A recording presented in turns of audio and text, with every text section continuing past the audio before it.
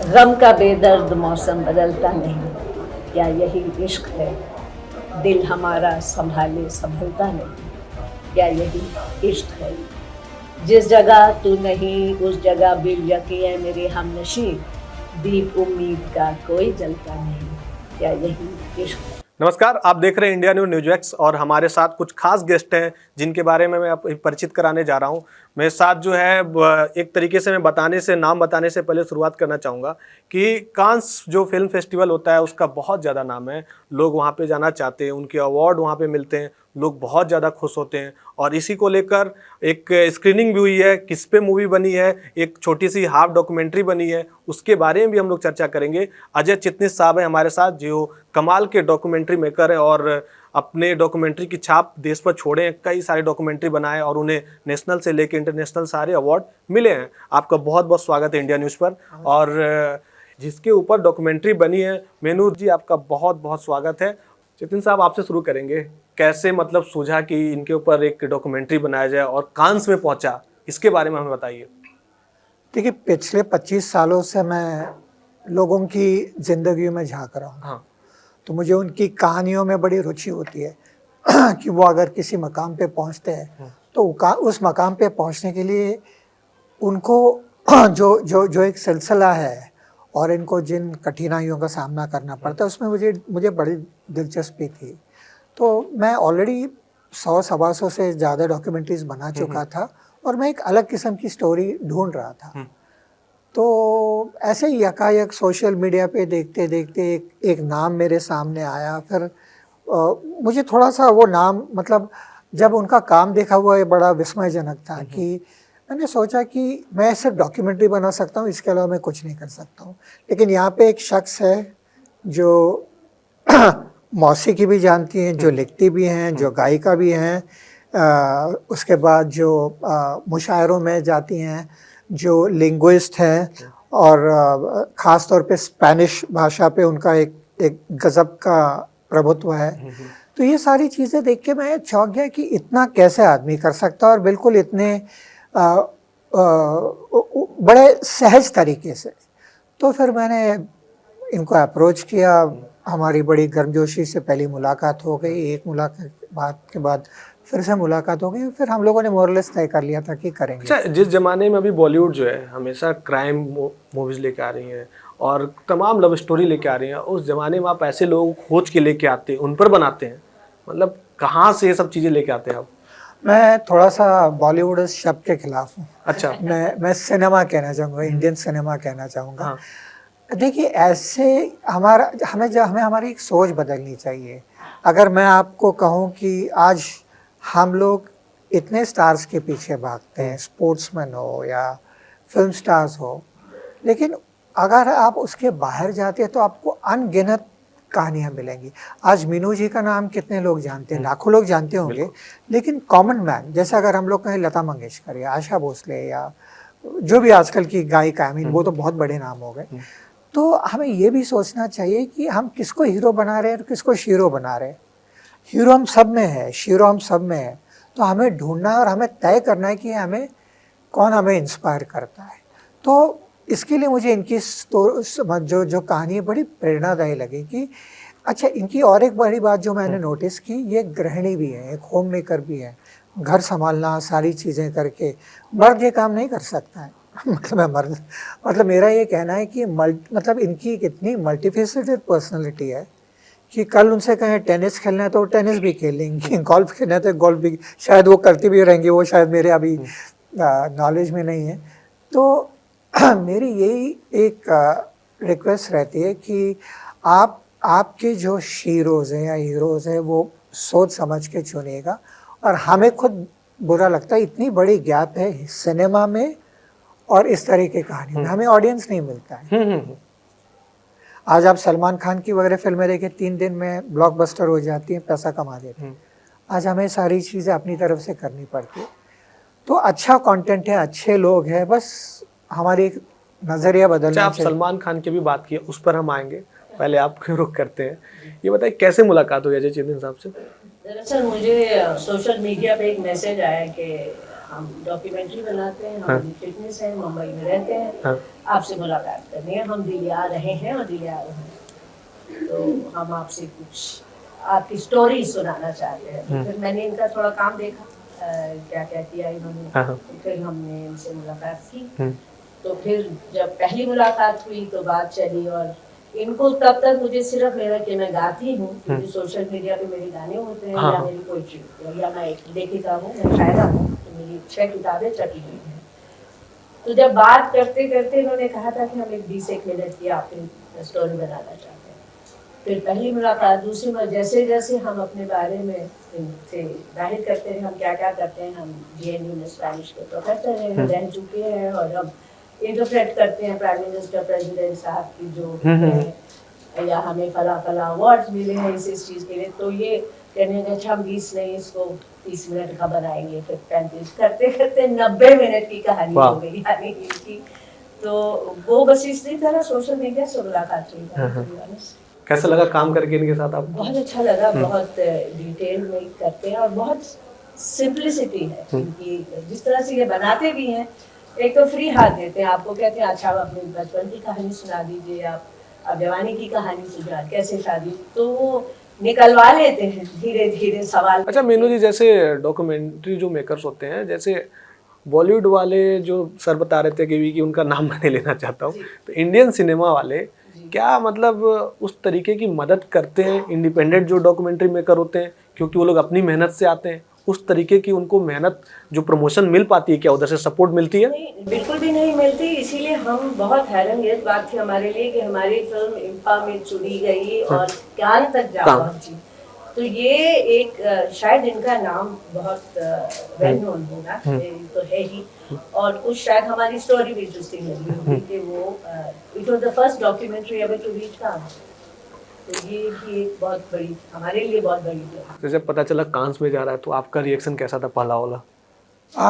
देखिए, कांस में एक मार्शेड्यू सेगमेंट है, कांस है कम्पिटिटिव सेगमेंट। तो मार्शेड्यू सेगमेंट में हमारी डॉक्यूमेंट्री दिखाई गई थी, जहाँ पे 100 से ज़्यादा देशों से लोग आते हैं, फिल्म मेकर्स आते हैं, डिस्ट्रीब्यूटर्स आते हैं, एग्जिबिटर्स आते हैं, और वहाँ पे फिर आपकी फिल्म दिखाई जाती है, और वहाँ पे वो लोग आके आपकी फिल्म फिर खरीदते हैं या जो भी है।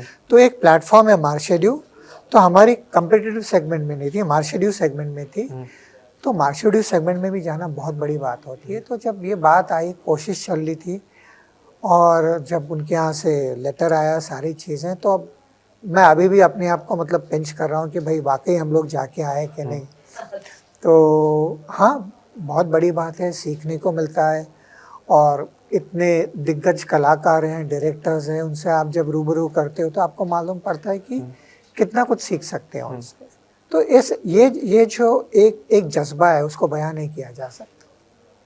अच्छा, आप कुछ दर्शक लोग देख रहे हैं जो नए नए लोग बनना चाहते हैं डॉक्यूमेंट्री मेकर, वो अब जानना चाहते हैं आपसे कि कैसे, किस तरीके का मेहनत करें, क्या करें कि वहाँ पे अप्लाई कर सके, हम भी पहुँच पाए वहाँ तक। देखिए, मेरा सिंपल सा मानना है, मैं जब भी काम करता हूँ मैं कभी ये नहीं सोचता हूँ कि मुझे वहाँ जाना है। मेरा काम था कि इनकी जो जीवन गाथा है उसको पूरी ईमानदारी से फिल्म करना, और उसका रिजल्ट क्या है तो मेरे हाथ में नहीं होता है, वो दर्शकों के हाथों में होता है। अब कुछ फिल्मों को नेशनल अवार्ड्स मिलते हैं, कुछ फिल्मों को फिल्म फेयर अवार्ड, हर अवार्ड एक अपने इसमें एक मायने रखता है। तो कांस गया ये मेरे लिए, हाँ, एक अच्छा तो ज़रूर लगता है, लेकिन मैं ये कभी नहीं कहूँगा कि आप अवार्ड के लिए करें। आप ईमानदारी से अगर आप सब्जेक्ट पे काम करेंगे तो उस फिल्म को तो कुछ ना कुछ मिलना है। नहीं मिला तो आप सीखोगे, पहली बार नहीं, दूसरी बार नहीं, तीसरी बार नहीं, कभी ना कभी तो जाओगे आप। अच्छा, कितने दिन लग गए बनाने में आपको ये? इनकी डॉक्यूमेंट्री बनाने में हम लोगों ने बिट्स एंड पीसेस में मेरे ख्याल से कितने हैं, हमने हर एक सेगमेंट ले लिया था। हाँ। गाने के बारे में बात करेंगे, गाने की करेंगे, आज आपकी मतलब आपने एक प्लानिंग जो बनाई होगी, कितने दिन में खत्म करना, उससे ज्यादा पहुंच जाओगे आप टाइम? नहीं, मेरे ख्याल से हम लोगों ने सब मिला के 10-12 दिन में कंप्लीट की। वाह, बड़ी ऑनेस्टी है एक्चुअली ये फिल्म मेकिंग में, जो कि दिखाई देती है। किस तरीके का रिसर्च किया इनके बारे में, कैसे, कहाँ से रिसर्च? क्या होता है ना कि अगर फर्ज कीजिए कोई मुझे कहता है कि ये शख्स बिजनेसमैन है, तो बड़ा आसान होता है। सही बात। बिजनेसमैन है कि भाई क्या हुआ, कैसे शुरुआत की, फंडिंग कहाँ से आया गया, फिर आपने कैपिटल कैसे लगाया, क्या ये वो सारी चीज़ें। लेकिन जब आप ये एक ऐसी शख्सियत पे काम करते हो जैसे एक आपका अनियन होता है, आप पील करो एक लेयर, दूसरा आया, तीसरा आया, मुझे लगा अच्छा अब खत्म होगा ये आया, ये खत्म होगा ये आया। जितना करो उतना कम पड़ रहा है। तो उसके लिए रिसर्च भी करना है और उसके साथ साथ मुझे ये भी क्योंकि मैंने एक जो इनका पूरा एक चरित्र देखा है, ये अपने बारे में ज़्यादा बात नहीं करती है। मतलब ये अगर इनके जगह पे शायद कोई और होता तो इन्होंने जो किताबें लिखी हैं, जिन लोगों से इनका उठना बैठना होता है, मतलब जैसे जावेद अख्तर हो या शबाना जी हो, जब इनकी शायरी की तारीफ़ करते हैं, या शर्मिला जी हो, तो तब मैंने महसूस किया कि मुझे एक बैलेंस करना था। मैं चाह रहा था कि इनके जो अलग अलग या विभिन्न जो इनके पहलू हैं वो भी आ जाए, मैं उनको जस्टिफाई करूं और उसको मैं बोर भी ना करूं पब्लिक को। बस मैं गाने ही गाने दिखाता जा रहा हूं या आपकी जो शायरी दिखाता जा रहा हूं। तो हम लोगों ने एक बड़ी ऑनेस्टी से ये कोशिश की है कि हर एक एस्पेक्ट को हम लोग ठीक तरीके से कवर करें, रादर देन गोइंग ओवरबोर्ड। मैनू जी, आपको कहाँ से ये मतलब बहुत ज़्यादा इंटरेस्ट हो गया कि हमें गीत गाना चाहिए, लिखना चाहिए, राइटिंग करना चाहिए? ये हम जब काफ़ी यंग थे तब हमने एक बार यूनिवर्सिटी में बेगम अख्तर साहिबा आई थी गाना गाने। आवाज़ तो बचपन से ही थी, पर उस ज़माने में हम ज़रा गिटार बजाती थे थोड़े से 80s, तो अंग्रेजी किस्म का बेल बॉटम इस टाइप के थे। पर उनको सुनते एक सारा ज़िंदगी में जो है बहुत इनकलाब आ गया। तो अंग्रेजी गाना छूट गया और फिर शुरू की हमने गाने की तालीम शुरू की। रखाया घर में उसके लिए थोड़ा झगड़ा भी करना पड़ा, क्योंकि लगता था पेरेंट्स को लगता था नई नई लड़कियों को गाना वाना सीखना नहीं चाहिए, but it was a passion. तो वो हमने शुरू किया, तब गाना शुरू किया। जब गज़लें गाना शुरू करी तो देखा कि हमको अगर अपने आप की इमोशन एक्सप्रेस करने हैं तो उर्दू आना चाहिए। तो फिर हमने बहुत लेट उम्र में उर्दू सीखनी शुरू की, फिर उसके साथ लिखना शुरू किया। तो पहले तो खुद के लिए लिखते थे, सोचा नहीं था कभी शायरा बन जाएंगे। और जब काफ़ी कलेक्शन हो गई तो फिर हम दिखाने चले गए किसी को कि हमने लिखा है। तो बल्कि मुजफ्फर अली साहब को हमने सबसे पहले अपना मैन्युस्क्रिप्ट दिखाया था, तो उन्होंने बताइए कुछ अपना कि आप क्या करेंगे, मुझे लिख के देते। तो फिर हमारी पहली किताब छपी थी कृष्ण की, जो बहुत बहुत मकबूल हुई, बहुत अच्छी तरह रिसीव हुई। जिस ज़माने में सोशल मीडिया है, क्या लगता है जो यूथ है उस तरीके की राइटिंग कर पाती है? क्योंकि लोग आजकल रील में कुछ भी डाल दे रहे हैं, तो क्या कुछ वो रिसर्च कर पाते हैं लिखने के बारे में? मेरा ख्याल इस वक्त तो लोग सिर्फ जल्दी में। अब जो है हम लोग को कितने साल लगे मुझे शायर एक्चुअली एक्नॉलेज होने में कि yes I am a writer. आजकल तो किसी का भी उठा के कुछ भी डाल देते हैं और वो वायरल भी हो जाता है। There are other means to do it. तो डेप्थ लोगों की जिंदगी से वो गहराई थोड़ी कम हो गई, सुपरफिशियल बहुत हो गया। और जल्दबाजी यूथ में तो बहुत है कि आज डालो आज ही फेमस होना। तो वो हमारे टाइम में होता इतना मुमकिन होता था, हमारा काम दिखाने के लिए कोई फोरम ही नहीं है। You really have to struggle। किताब छापने वाला कोई मिल जाए ये भी बहुत बड़ी बात है। आजकल तो चलो पैसा दो और किताब छपा दो। सही बात है। उस जमाने में ऐसे नहीं होता था, कंटेंट देखते थे फिर ही कोई छापता। सो थिंग्स हैव चेंज्ड, बहुत आसान भी हो गया, कुछ उसका स्तर गिर भी गया है अब उससे, बट यार हीरा तो हर जगह आपको भी मिलेगा। आप बहुत अच्छा गाते भी हैं। जी। अब दर्शक तो चाहेंगे कि आप कुछ गुनगुनाइए उसको। क्या गुनगुनाए अब तो, मतलब कुछ भी आपको जो इतनी अच्छी डॉक्यूमेंट्री बनी है उसमें कुछ जो दिखाया गया लोगों को पसंद आया बहुत। देखिए हम वैसे तो गजलें भी गाते हैं और क्या कहें पंजाबी फोक बहुत गाते हैं। और उसके अलावा हम स्पेनिश में भी गाते हैं। तो आप बता दें किस लैंग्वेज में सुनना चाहेंगे? आप हिंदी में सुनाइए हमें। आपको अपनी लिखी हुई एक नज़्म में से चार लाइन सुना दें। क्या कहूँ तुमसे मैं कि क्या तुम हो, क्या कहूँ तुमसे मैं कि क्या तुम हो। आरज़ू तुम हो मुद्दा तुम हो, आरज़ू तुम हो, मुद्दा तुम हो, क्या कहूँ तुमसे मैं कि क्या तुम हो। बहुत अच्छा, कमाल है। मतलब अब डॉक्यूमेंट्री जब वहाँ पे चली थी डॉक्यूमेंट्री, तो वहाँ पे बहुत ज़्यादा तालियां भी बजी होंगी। हाँ देख, वहाँ पे कैसे होता है, लोग आते हैं देखते हैं, फिर हम लोगों ने इंग्लिश सबटाइटल्स भी दिए थे और ज़्यादातर फिरंगी होते हैं वहाँ पे। हाँ। इंडियंस भी थे हाँ, लेकिन फिरंग भी थे, यूके, मतलब पूरी दुनिया से लोग थे। तो ऑफ कोर्स अप्रिशिएट किया जाता है और लोगों को भी पसंद आता है, क्योंकि काफ़ी लोगों ने बाद में मुझे पूछा कि ऐसा कंटेंट हमें दीजिए। हाँ। जैसे पोलैंड से थे, इंग्लैंड से थे, फिर एक सज्जन मुझे मिले जो स्वीडन से थे, तो उनको इन इस तरह की कंटेंट में बड़ी दिलचस्पी होती है कि ये क्या है। और खास कर इंडिया, आज अब तो इंडिया एक फिनोमिना हो गया है। सही बात है। आज हम लोग एक और लेवल पे पहुंचे हैं, तो लोगों को एक बड़ी जिज्ञासा होती है कि हमारे पास भी ऐसा कुछ हो जाए। तो हमारा एक वो भी फॉलोअप चल रहा है कि अगर इनकी फिल्मों को, जो डॉक्यूमेंट्री को वहाँ पे भी दिखाया जाए तो। अच्छा, अब जैसे इंडिविजुअल जो डॉक्यूमेंट्री मेकर होते हैं उन्हें बहुत दिक्कतें भी होती होंगी, क्योंकि बॉलीवुड में तो लोगों को सपोर्ट मिल जाता है, डिस्ट्रीब्यूटर है, प्रमोशन तमाम तरीके के मिल जाते हैं।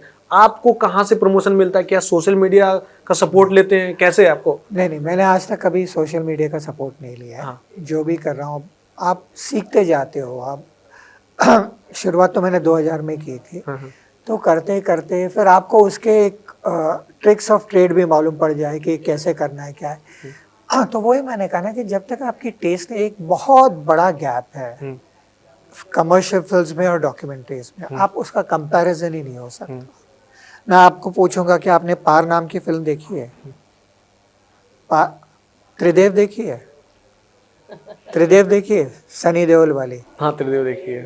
त्रिदेव में नसरुद्दीन शाह थे, पार में भी वो थे। अच्छा। तो वही होता है ना कि आर्ट फिल्म और कमर्शियल फिल्म का ये एक होता है। हमें गाने चाहिए, डांस चाहिए, एक्शन चाहिए, लेकिन संजीदगी की जो स्टोरीज बनी है वो हमें पेशेंस नहीं, अरे छोड़ो ये क्या देखना।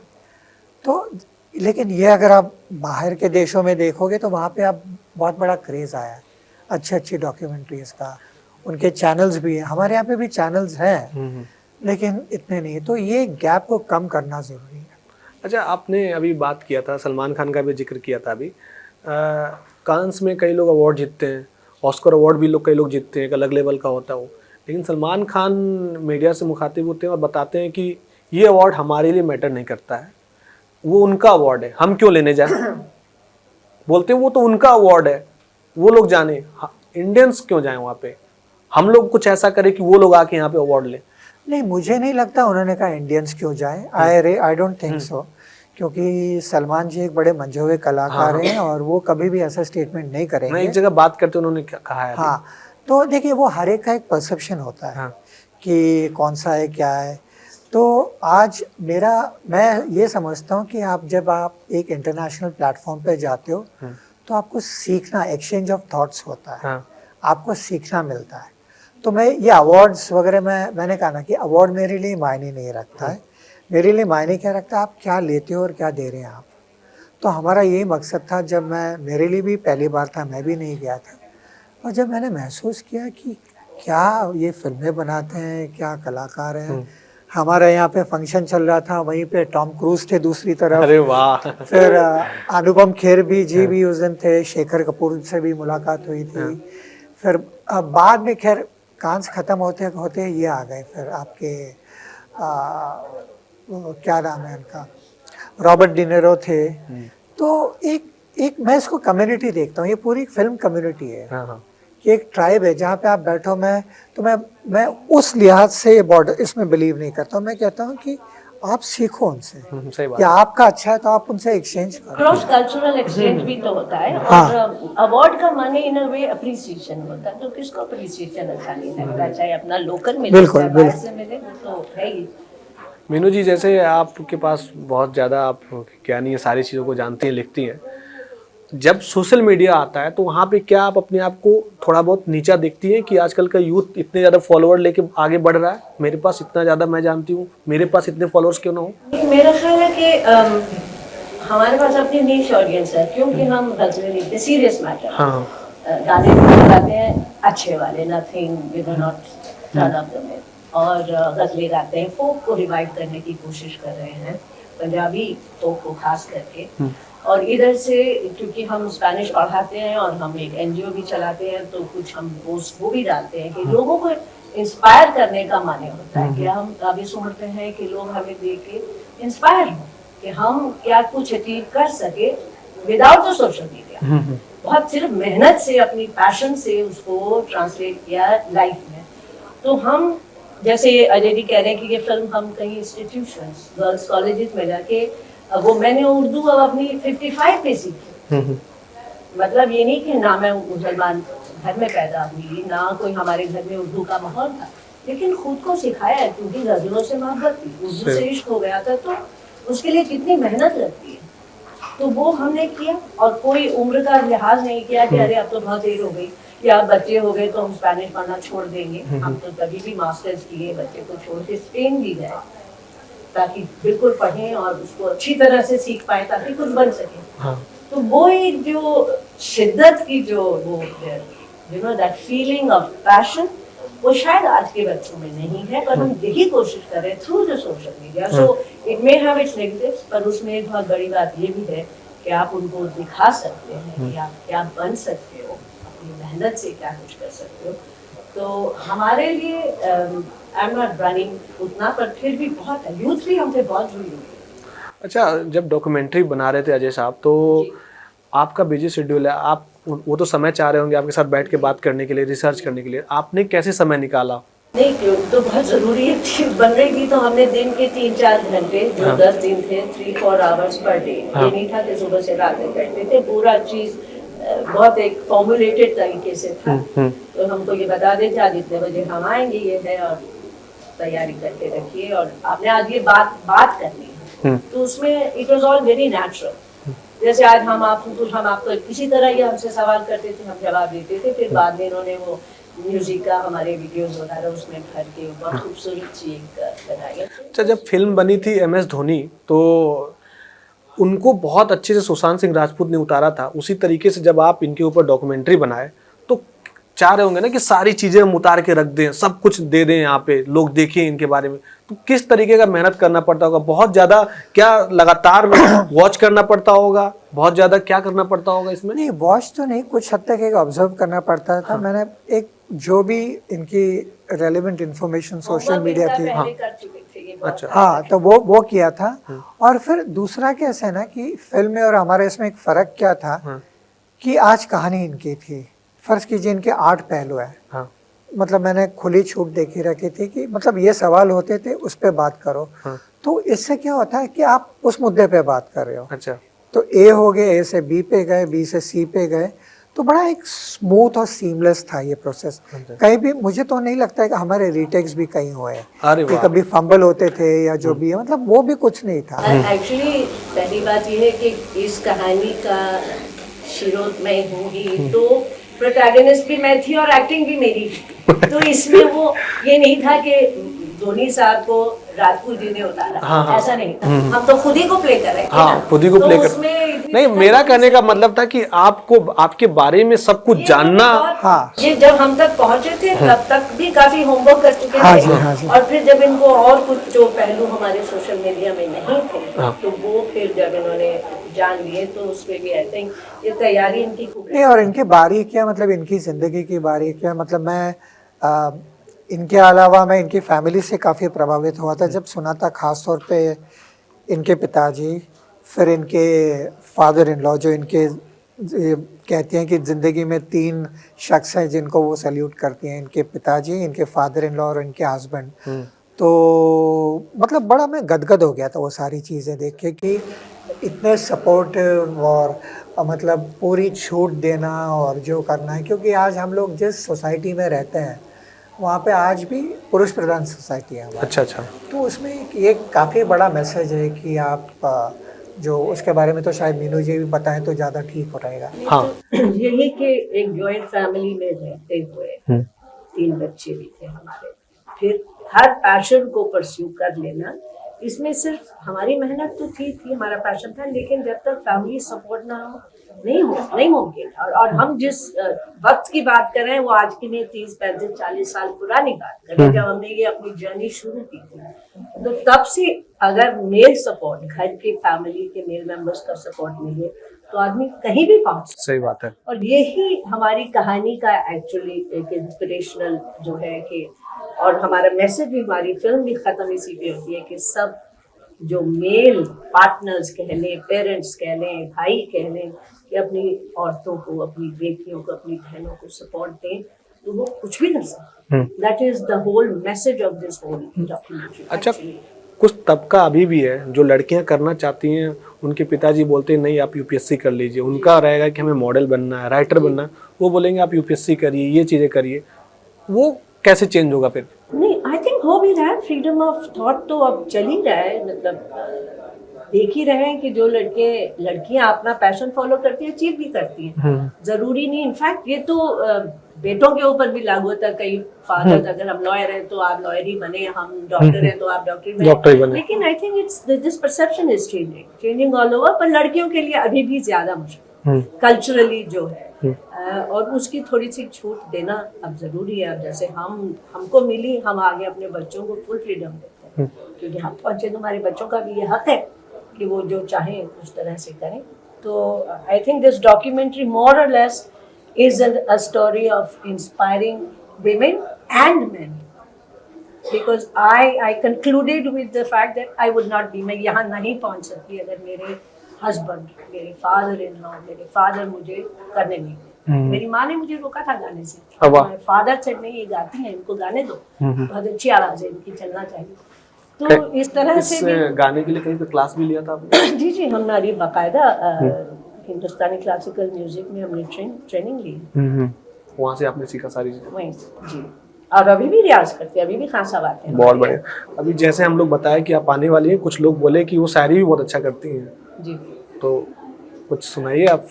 अच्छा सुनाते हैं। अभी चाहिए हमसे कुछ पूछने वाले, क्योंकि आजकल लोग टूटे हुए बहुत ज्यादा हैं। हाँ, है तो उस पर सुनाइए आप। अभी एक्चुअली अभी कल ही लगाया हमारे इंस्टाग्राम पे, तो वही पढ़ देते हैं कि गम का बेदर्द मौसम बदलता नहीं, क्या यही इश्क है, दिल हमारा संभाले संभलता नहीं, क्या यही इश्क है, जिस जगह तू नहीं उस जगह बिल यकीन मेरे हमनशी, दीप उम्मीद का कोई जलता नहीं, क्या यही इश्क है। क्या बात है, क्या बात है। मतलब इनसे गाना कुछ गवा भी लीजिए, वो भी अच्छा है, अगर शायरी भी करती वो भी अच्छा, बहुत अच्छा। मतलब ऑलराउंडर हैं आप तो। क्या प्लानिंग है अगला आपका? आप देखिए क्या क्या अभी आहिस्ता है, अभी तो मेरा हैंगओवर उतरा नहीं अभी तक। कान से पहुंचे हुए हैं, इतना बड़ा अचीवमेंट है आपके लिए। पिछले हफ्ते तो आया हूँ तो मैं थोड़ा सा पैर जमीन पे रखने की कोशिश कर रहा हूँ। मैंने कहा था मैं अभी वाकई में जाके आया हूँ। दोनों ने पार्टी किया? वही की थी। वही की थी। उसके बाद तो अच्छा, फैमिली वाले बहुत खुशी होंगे कि भाई कान से पहुंची है, तो बहुत ज्यादा अच्छा लगा होगा। है भी, हमारे लिए भी बहुत फख्र की बात थी। कभी मैंने तो सपने में भी नहीं सोचा। वहां तक लेके जाना मतलब बहुत बड़ी बात है आपको। जी है। उसके लिए आपको जितनी बधाई दी जाए कम पड़ेगी। नहीं वो तो खैर, वो देखिए मैं एक निमित्त मात्र हूँ, कहानी इनकी है। मैं एक पोस्टमैन था, मैंने खत लिया और वहां तक पहुंचा। अरे वाह। मॉडेस्टी है। नहीं वाकई में मैंने क्या इनसे बुलवाया, इसके अलावा कुछ नहीं किया। हाँ। मतलब लोग ये आज के दिनों में लोग ये चाहते हैं कि जो लोग महान हैं, जो लोग कुछ अच्छा कर रहे हैं, उनके बारे में बताया जाए, रियल बेस्ड स्टोरी बताया जाए। और आप ऐसी रियल बेस्ड स्टोरी लेके आते हैं तो लोग बहुत ज़्यादा पसंद भी करते हैं और कांस तक भी पहुंचाते हैं। तो अब किसी का और का भी रिसर्च करना है आपको, किस इसी तरीके से लेके आए कुछ? मेरे तो चलता है, देखो मेरा काम ही हो। जैसे आज आप इंटरव्यू, आज आपने हमारा लिया, कल किसी और का लेंगे, अब मैं भी 2 घंटे के बाद किसी और का इंटरव्यू लेंगे। तो ये तो सिलसिला जारी रहेगा कि आप स्टोरीज तलाश करते हो और कभी कभी स्टोरीज खुद आपके पास आ रही है। अच्छा, ऐसा होता है। तो अभी तक तो सोचा नहीं कौन है क्या है, अब देखिए आगे क्या होता है। अच्छा, अपने दर्शकों को कुछ बोलना चाहते हैं आप? नहीं, मैं कोई इतना बड़ा नहीं हूँ कि किसी को मैं कुछ कहूँ, लेकिन मेरा ये मानना है कि जो भी आपका काम है, अगर आप उसमें लगन हो, पूरी ईमानदारी हो, और उसके पीछे अगर आप एक सही तरह का अध्ययन करें तो मुझे नहीं लगता कि कोई भी चीज़ आपको रोक सकती। अच्छा, डॉक्यूमेंट्री जब बना रहे थे उस समय कुछ फनी इंसिडेंट हुए होंगे, उसके बारे में कुछ बताएंगे? एक्चुअली फ़नी इंसिडेंट मतलब हमें लगे नहीं रहा था हम लोग डॉक्यूमेंट्री बना रहे हैं, आराम से सारी चीज़ें बड़ी इनफॉर्मली चल रही थी, कुछ नहीं इनके घर पे और अलग अलग जगह पे जाके। तो ये नहीं कि बड़ा सीरियस था, और ऐसा भी नहीं, फ़नी तो नहीं कहूँगा, लेकिन वो बड़ा टेंशन फ्री एटमॉस्फेयर था, कैजुअल था, घरेलू था, बिल्कुल घरेलू। ऐसा लग रहा है कि बस आपने कोई वीडियो लिया और शूट कर रहे हो करके। अच्छा, हमारे बच्चों ने भी उसमें कुछ अपना कहा है, हाँ। फनी। इनके बच्चे, बेटे का, इनका खास तौर पर उन्होंने एक जो उनका एक इम्प्रेशन दिया था अपनी माता के बारे में, तो मैं जब भी देखता हूँ तो मुझे बड़ी हंसी आती है। क्या तो था? नहीं, वो इतना बड़ा ना कि my mom is like a flood light, she is everywhere. और उन्होंने फिर वो मुंह से आवाज़ निकाली है, तो वो and dad is like a spotlight, he is focused. तो वो एक अच्छी चीज़ है। स्निपेट्स अब जितनी बार देखता हूँ तो कुछ ना कुछ अब मुझे बड़ा इंटरेस्टिंग लगता है। चलिए, देखिए अभी जो डॉक्यूमेंट्री आई है कांस तक पहुंची अजय जी की, और मेनू जी पे बनाया गया है, और जिसे लोग बहुत ज़्यादा पसंद भी कर रहे हैं, पसंद किए, तभी वो कांस तक पहुंची है। अब आपका काम ये है कि उसको और ज़्यादा से ज़्यादा देखें, ताकि ज़्यादा से ज़्यादा लोग, इंडिया के लोग पसंद करें, क्योंकि कांस में पहुंचना बहुत मुश्किल चीज़ होता है। अगर वहाँ पे जाती है तो वाकई कुछ उसमें जादुई चीज़ें तो हैं ही, क्योंकि आपकी मेहनत है उसमें। और फ्यूचर के लिए आपको बहुत बहुत बधाई देते हैं, क्योंकि आने वाले दिनों में आप ऐसी ही चीज़ें बनाएं ताकि और कान से भी ऊपर जाएं आप, ठीक है? तो बहुत अच्छा लगा आप लोगों से बात करके। थैंक यू, धन्यवाद। आप देखते रहिए इंडिया न्यूज़, न्यूज़ एक्स।